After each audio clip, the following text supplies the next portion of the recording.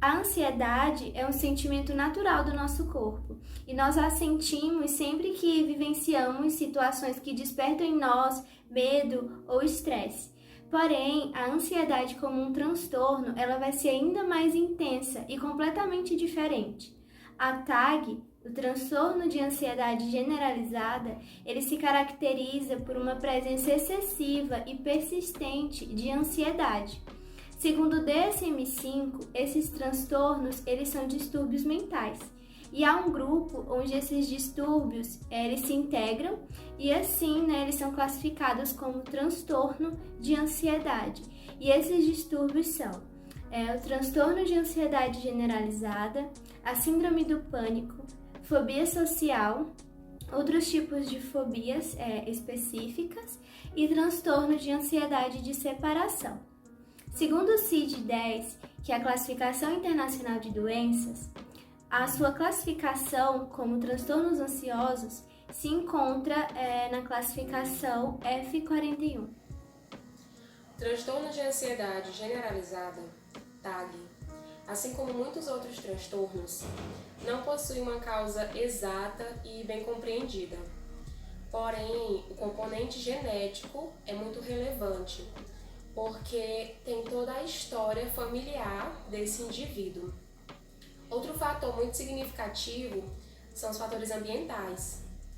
Tem também traumas de infância, abusos, divórcio, desemprego, uma interrupção abrupta de uma substância viciante. Todos esses eventos podem desencadear um quadro de TAG.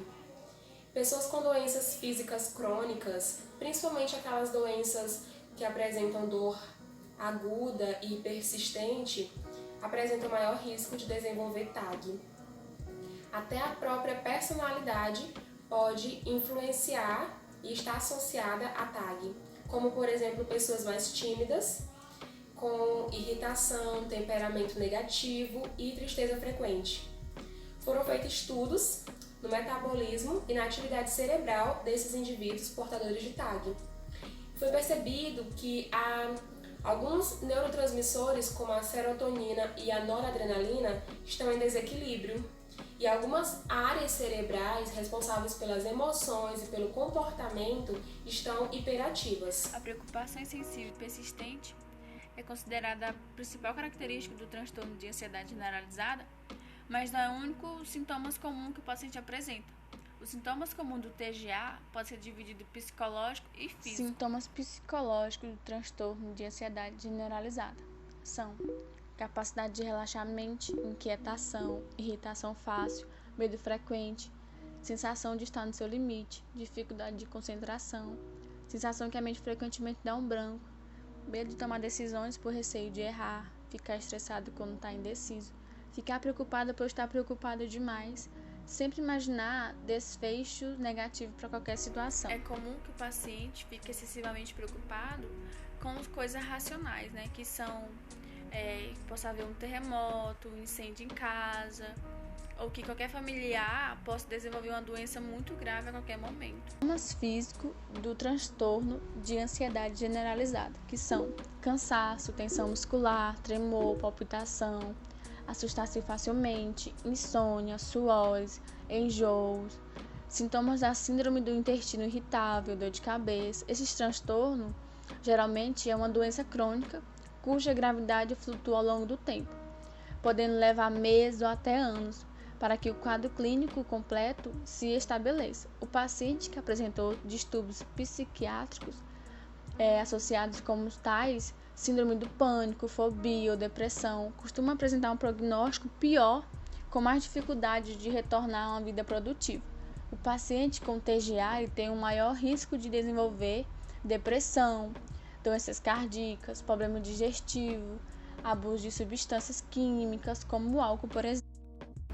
Olá, eu venho hoje falar sobre os critérios diagnósticos dados pelo DSM-5 para o transtorno de ansiedade generalizada. E eu vou falar sobre 6 critérios do diagnóstico. O primeiro é que a ansiedade e a preocupação elas são excessivas nesses casos e que ocorrem na maioria dos dias por menos 6 meses. O segundo critério é que o indivíduo considera muito difícil controlar a preocupação dada por esse transtorno. O terceiro é que a ansiedade e a preocupação, elas estão associadas a inquietação, cansaço, dificuldade de se concentrar, irritabilidade, tensão muscular e insônia. O quarto é que a ansiedade e a preocupação ou sintomas físicos que causam sofrimento clinicamente significativo é dada pelo prejuízo do funcionamento social ou ocupacional de indivíduos com esse transtorno. O próximo item do diagnóstico é que a perturbação ela não se deve a efeito fisiológico direto de uma substância. E o último critério é que o foco da ansiedade e preocupação não está confinado a aspectos do transtorno do eixo 1, que são o diagnóstico de transtorno mental, como transtorno de pânico, que é ansiedade ou preocupação ao ataque de pânico, é ficar embaraçado em público, ser contaminado, que está relacionado ao transtorno obsessivo compulsivo, é ficar afastado de casa ou parentes próximos, é ganhar peso, ter medo de ter múltiplas queixas físicas e ter medo de ter uma doença grave, que está relacionado à hipocondria. Então, todos esses são os critérios diagnósticos dados pelo DSM-5 ao transtorno de ansiedade generalizada. Sobre o tratamento, muitos pacientes eles costumam se recusar a aceitar que os sintomas deles fazem parte de um transtorno mental. Eles tendem a ver aquilo como seu jeito de ser, essa personalidade. Então, a partir disso, vai ser feito um acompanhamento com a psicoeducação, né? Explicação clara sobre o que é o transtorno de ansiedade generalizada, sobre os seus sintomas e sobre como vai funcionar todo o processo.